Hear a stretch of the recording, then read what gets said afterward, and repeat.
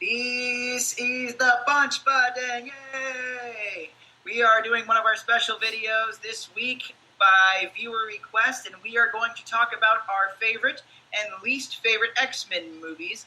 And we went ahead and put a little bit of extra rules on there. Worst cannot be either X-Men Origins Wolverine or X-Men 3 Last Stand, because those are obvious choices. They weren't as And good they're of films, terrible. and that's unanimous between the three of us, right? Right. Correct. So, we are doing all the movies that exclude those two. So, let us begin. Who wants to go first? All right. So let's go. Let's recap the Best what movies first. are in the running. Before we go with best and worst, let's talk about what we can choose from. X-Men 1, X-Men 2, X-Men First Class, The Wolverine. And- Days of X-Men. Future Past. there you go, that's them. Yeah, Can we also do? We're also doing Wolverine, and we can also choose Last Stand or Origins as our favorite, right?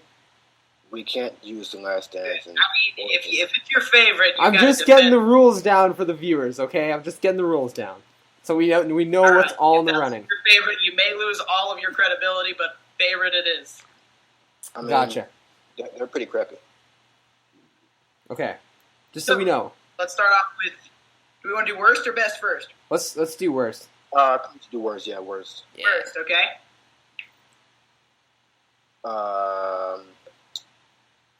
I guess my worst of the ones we have would have to be the Wolverine.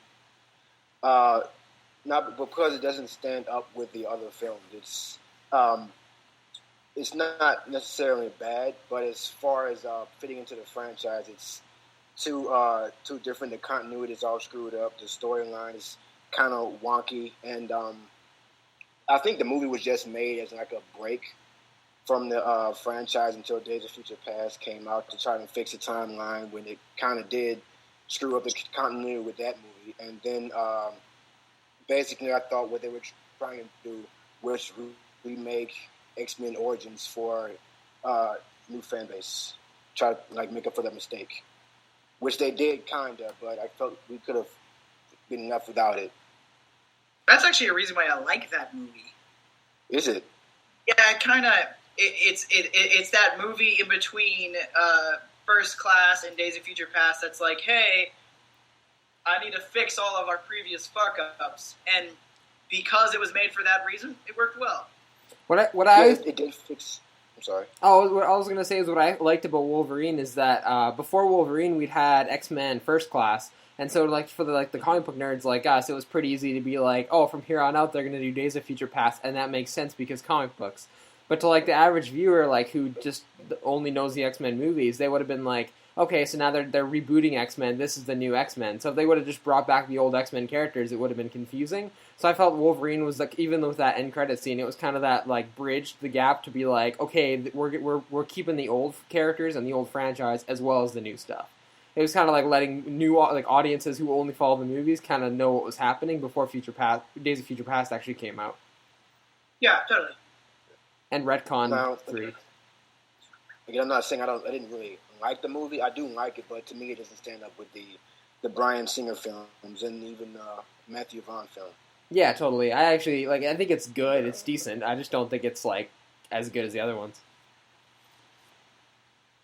Well, except for one. All right. Except for my choice, which happens to be the first X-Men movie, I think is the worst out of them all. And well, Really? I think it is a really good movie, and I think it's a really good X-Men movie, but I think compared to all the other movies, X-Men 1 kind of came out in a time where like superhero movies weren't really a thing, and when they were a thing, they weren't really done that well most often. Like, we had the Christopher Reeves Superman, which was good, but it, now looking back, it's kind of cheesy. And we had Batman '89, which was pretty much the best superhero movie up until that point. So I feel like, whereas like we got them every few years, I feel like going back with all the stuff that we got in the later X-Men movies, going back to the first one was just hard. It feels like the worst effects. It feels like, even story-wise, it just does not feel as grand and as exciting as the other ones. There's just something Yes, but it was the first like successful team superhero movie. Yeah. So it had that going. No, and it's a good was, movie. It was almost like a pioneer in that idea. So it's kind of interesting that you say that. Yeah, totally. And I think it's probably it might be the most important of all the movies, but I think going back and just watching it, it's my least favorite now. At the time, it was awesome, and like I still feel it's a very important movie. But just going back with everything else now, it's just like I would rather watch any of the other X-Men movies, except like maybe 3 in Origins. Yeah, that movie holds a special place in me too. The first X-Men movie it was actually, I think, my first comic book movie ever seen, X-Men, and it went along with the TV shows where I watched it. And I think the problem with that movie that most people have is that, like Austin said, it was a pioneer. It was also very experimental. No one really knew where to go with it, which is why they really changed all the colorful uniforms. They stuck with the clad leather to make it, really like realistic. Yeah, it's before they started kind of being like, oh, people accept comic book stuff as like normal now. It was when they had to be like, we got to walk that fine line because people are going to think comic book stuff's lame. Sure, they take that first step forward.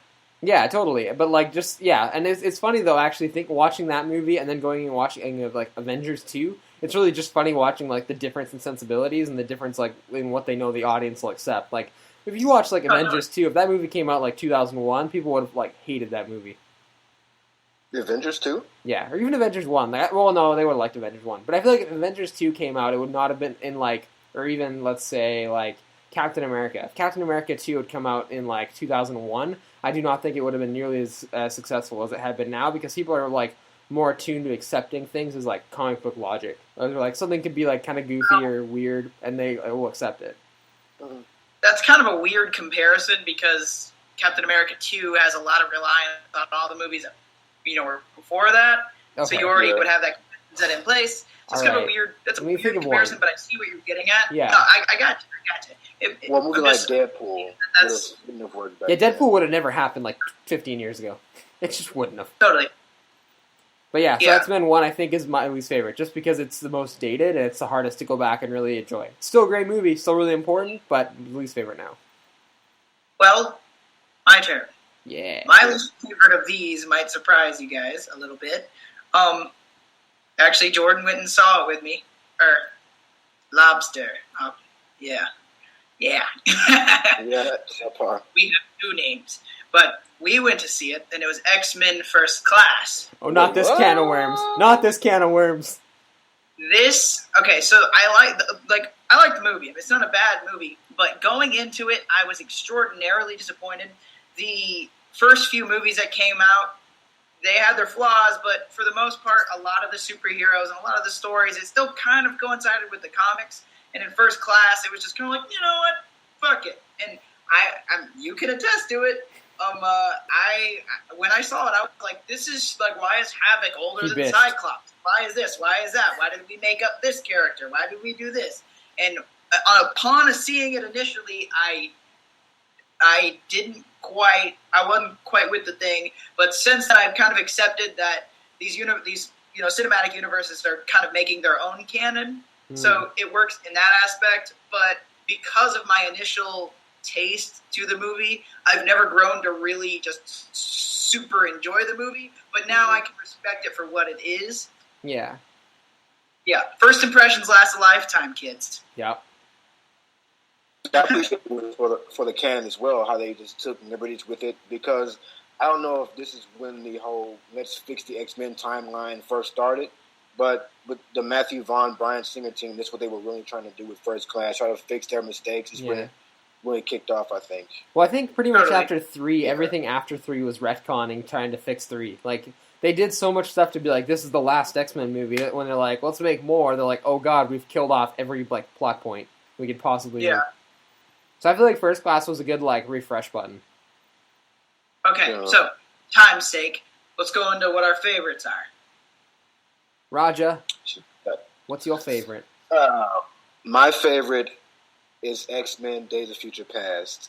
When I first saw this movie, I almost cried at how good it was. And to me, I felt like this movie was so emotional and so heart. What's the word? Gut wrenching. It pulled on my heartstrings, because it was like it was still trying to fix the canon. It was bringing back old characters who died, and It's really good. To me, I feel like that movie was better than the Avengers. To me, I really enjoyed this movie. Well, lots They of finally movies better had than the Avengers. team ups and everyone was working together and stuff like that. It was an amazing movie. I just got this great image of Roger in the theater. Everyone, the credits are rolling, and you get into that like gray screen at the end of the credits, and everyone's gone, and Roger's just sitting there with a single tear rolling down his cheek. That actually happened. I saw was this movie beautiful. twice in theaters. I stayed for the apocalypse scene. I did. He's like, it was gorgeous. All right, Nothing to cry. George, let's hear. All right. To clarify for anybody who might not know us watching these, the Chief Ash here. I'm also Austin. Yeah, we use our real names because we got to clarify who our real names are because we haven't done it before. That devilishly handsome man in the middle with the hat is Roger. Yes, I am Roger, and for some reason, my YouTube name is escaping me. I'm getting old. He's Nick Fleury. You forgot. Okay. Anyway, we gotta watch it. We gotta watch it. So, all right. So my favorite X-Men movie, was up on a lobster, and whose favorite X-Men movie is X-Men First Class. Screw you, Chief. Because I feel like X-Men First Class, not only was it like the awesome refresh that's like, oh yeah, X-Men's getting good again, but it was just like the biggest breath of fresh air. Like we had seen up until that point 3 movies, which granted 2 of them were really good with like great characters and stuff, but it was just nice seeing like a whole new take on the series and like a whole new take on the franchise. Like taking it back to the 60s, bringing in like people that were like not the main cast that we normally think of with X-Men. Like we still had Xavier and Magneto, and we got to delve more into their relationship. And then you had all these newer people and people who you weren't, you didn't have Cyclops, Storm, Wolverine. You had like Havoc, and you had, you had more a role of Mystique, showing her as kind of her in her younger days, and her less of her just I'm the evil bad guy character, and more of like a how she got there kind of thing. I just feel like it fleshed out all the relationships so well and did so much better than like the first 3 movies that came before it. The only movie I think that really makes me question whether it's the best one is Days of Future Past. But I feel like just personally, I acknowledge Days of Future Past is probably the better movie overall. But just my personal experience with having that like whole refresh in the franchise and just being like, wow, X-Men can be something really amazing again, kind of puts First Class above Days of Future Past for me. Yeah, and also, I mean, this is all on taste. I still think First Class is a good movie. My initial experience with the movie was ruined. I got you. I'm just messing with you. Yeah. Let's move on to mine. What's your favorite? Is it Days of Future Past? No. X2. Oh, I knew this was coming. I got this. Yes. X2 had great character development. It learned its mistakes from the first one and capitalized on it. I don't know. It showed us a lot of the comic book character that we wanted to see. It was a genuine, in my opinion, the epitome of a comic book movie.